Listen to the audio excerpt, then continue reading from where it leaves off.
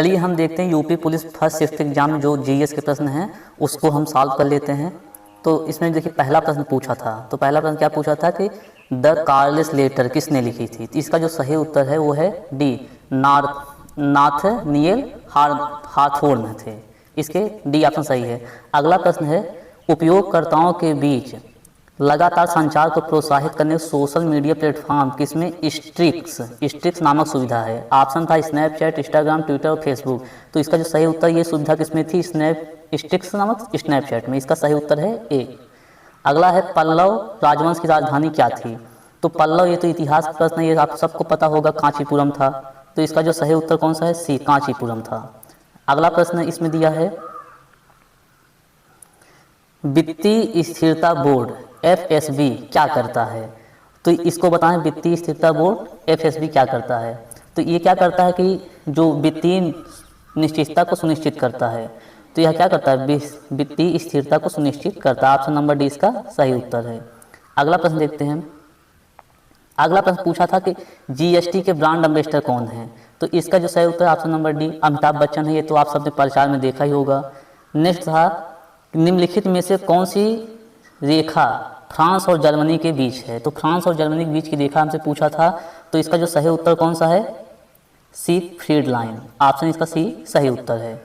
Next है विदेश व्यापार महानिदेशक DGFT किस मंत्रालय के अंतर्गत आता है।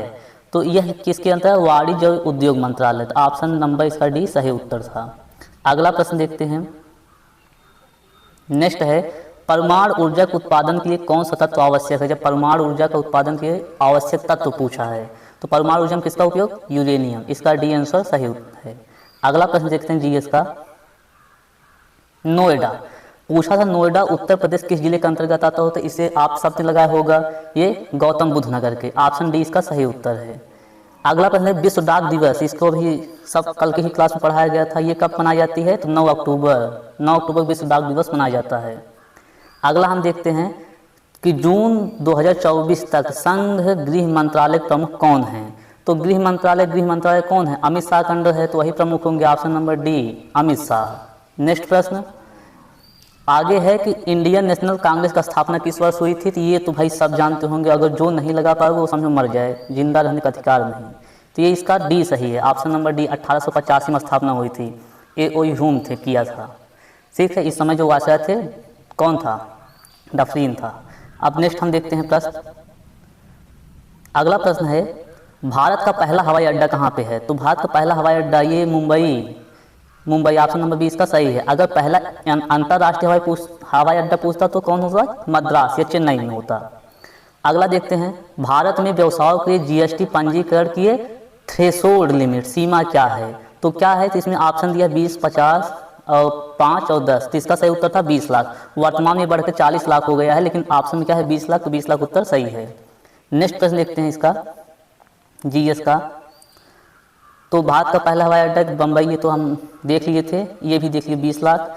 नेक्स्ट प्रश्न आगे है कि स्पेस में दुर्भावनापूर्ण फाइलों वाली छवियों का उपयोग हैकर अपने खाते की जानकारी चुराने या अपने कंप्यूटर को संक्रमित करने में मदद के लिए उपयोग करते हैं। तो क्या है, तो इसका अंग्रेजी है इमेज फिशिंग। इसका सही उत्तर क्या है, ऑप्शन नंबर ए है।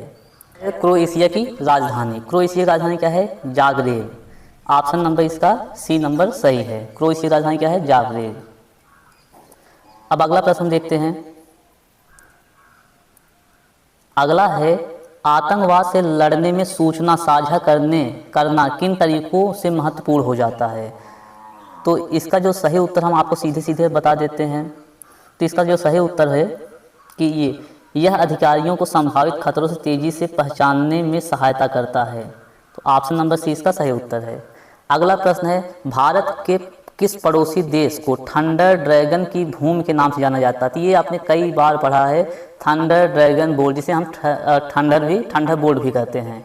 तो वो कौन सा है, बी ऑप्शन, भूटान को कहते हैं। ऑप्शन नंबर बी इसका सही उत्तर है। नेक्स्ट प्रश्न देखते हैं। अगला प्रश्न है निम्नलिखित में से कौन सा सोशल मीडिया प्लेटफॉर्म नहीं है। सोशल मीडिया प्लेटफॉर्म नहीं, ये पूछा है। तो ये आप सब चलाते हैं। ऑप्शन इंस्टाग्राम, गूगल, ट्विटर और फेसबुक। तो देखिए इंस्टाग्राम है, ट्विटर भी है, फेसबुक भी है, लेकिन गूगल नहीं है। गूगल क्या है? गूगल एक सर्च इंजन है, बाकी सभी क्या है? सोशल मीडिया प्लेटफॉर्म है, तो इसका गूगल सही उत्तर है। नेक्स्ट प्रश्न देखते हैं, निम्नलिखित में से किस प्रकार के प्रदूषण संवर्धन यूट्रिफिकेशन है? तो इसका तो सही उत्तर कौन सा है? जल प्रदूषण। ऑप्शन नंबर 20 का सही उत्तर है। नेक्स्ट देखते हैं, 1946 के समय जो विमुद्रीकरण के दौरान आरबीआई गवर्नर कौन थे? तो 1946 में विमुद्रीकरण हो तो आरबीआई गवर्नर कौन थे? तो थे सीडी देशमुख। इसका जो सही उत्तर option number C, Chintaman Dwarkanath Deshmukh उनका पूरा नाम है, जिसे हम सीडी देशमुख कहते हैं। अगला प्रश्न देखते हैं, भारतीय संविधान का कौन सा भाग राज्य के नीति निर्देशक तत्व सिद्धांतों संबंधित है? तो ये तो इतना सरल है, तो ये तो सबने किया होगा। भाग 4 ऑप्शन नंबर इसका सही उत्तर है। अगला है, पुस्तक ए लाइफ मिस स्पेट किसके द्वारा लिखी गई?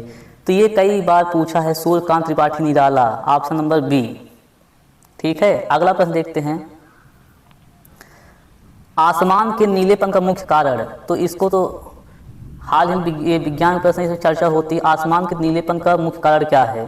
तो श्वेत प्रकाश का प्रकीर्णन, ऑप्शन नंबर ए, श्वेत प्रकाश का प्रकीर्णन। ऑप्शन नंबर बी, श्वेत प्रकाश का प्रकीर्णन, जो बिखराव होता है उसका आसमान नीला दिखाई देता है।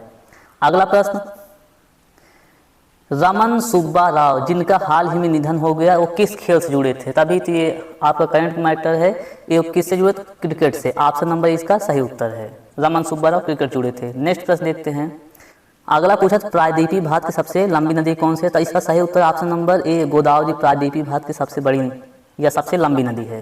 अगला है, एनएचआरसी का पूर्ण रूप क्या है? तो ये तो सबको पता होगा, इसका होता है national human right commission, national human rights commission. ठीक है, तो इसका ऑप्शन नंबर सी सही है, national human rights commission, national human rights commission. ये क्या है? एनएचआरसी फुल फॉर्म है। अगला प्रश्न देखते हैं, अगला प्रश्न था, वर्ष 1985 को कौन सा अंतर्राष्ट्रीय वर्ष घोषित किया गया? तो ये बहुत पुराना मैटर है, तो उसे कहते हैं युवाओं का अंतर्राष्ट्रीय वर्ष था। नेक्स्ट प्रश्न है, अनुसंधान विधियां उत्तरदाताओं की प्रक्रियाओं के आधार पर उस गहन और आगे की जांच और पूछताछ करने में सहायता करती है। तो ये इसका जो सही उत्तर है क्या है? गुणात्मक। ये इकोनॉमिक्स में है, तो आपको इकोनॉमिक्स पढ़ना पड़ेगा। अगला प्रश्न देखते हैं, बी आर आई का पूर्ण रूप क्या है? तो इसका क्या होता है? Belt and road initiative. तो क्या होगा? Belt and road initiative. Option number A इसका सही उत्तर है। अगला प्रश्न देखते हैं कि स्पेस विशिष्ट व्यक्तियों को उस संगठन की सुरक्षा के खतरों में डालने की कोशिश करता है जिसके लिए वे काम करते हैं। तो ये क्या होता है? इसका जो सही उत्तर क्या है, तो ये आप बताइए। तो इसका होता है स्पीयर फिशिंग। क्या होगा? Spear fishing. नेक्स्ट प्रश्न देखते हैं, अगला था, पहली बार राष्ट्रीय कृषि नीति कब घोषित हुई? तो पहली बार जो राष्ट्रीय कृषि नीति कब घोषित हुई थी? तो इसका जो सही उत्तर ऑप्शन नंबर सी, जुलाई 2000 में घोषित हुई थी। अगला प्रश्न देखते हैं, वर्ष स्पेस में अंतर्राष्ट्रीय मानवाधिकार कानून के प्रवर्तन के लिए संयुक्त राष्ट्र मानवाधिकार आयोग को संयुक्त राष्ट्र मानवाधिकार परिषद द्वारा प्रतिस्थापित किया गया। तो ये कब किया गया था ये बताना है। तो ये हुआ था वर्ष 2000 में। नेक्स्ट प्रश्न देखें, अफ्रीका के आर पार दौड़ लगाने वाले पहले व्यक्ति कौन हैं? तो अफ्रीका का आर पार दौड़ लगाने वाले पहले व्यक्ति कौन है? तो इसका जो सही उत्तर ऑप्शन नंबर डी, रस्कुक। असल में इनका नाम क्या था? हार्टैग गीजर था, हार्टैग गीजर, लेकिन इनका दूसरा नाम दे दिया रस्कुक। ऑप्शन नंबर डी इसका सही उत्तर है। अगला प्रश्न देखते हैं, नेक्स्ट प्रश्न है, भारतीय कृषि अनुसंधान संस्थान ने भारत में संरक्षित बासमती किस्मों की खेती के लिए किस देश के खिलाफ कानूनी कार्रवाई की मांग की है? तो ये जानते हैं आप, पड़ोसी देश, तो आप सब जानते हो कौन है? यही है पाकिस्तान, जो कबाब में हड्डी वाला काम यही करता है। अगला प्रश्न देखते हैं, कौन सा भारतीय राज्य अपनी अनूठी बारली चित्रकला, भी ये कल की क्लास में आपको बताया गया था, बारली चित्रकला कहाँ का है? महाराष्ट्र। ऑप्शन नंबर ए सही है। नेक्स्ट है चिकनकारी। अगला जो प्रश्न है, चिकनकारी एक पारंपरिक कढ़ाई शैली है जिसकी उत्पत्ति उत्तर प्रदेश किस शहर में? चिकनकारी कौन फेमस? लखनऊ। ये भी अभी हाल ही में आपको पढ़ाया गया। अगला है, महासागरीय अम्लीकरण का प्राथमिक कारण क्या है? तो इसका है समुद्री जल द्वारा CO2 का अवशोषण।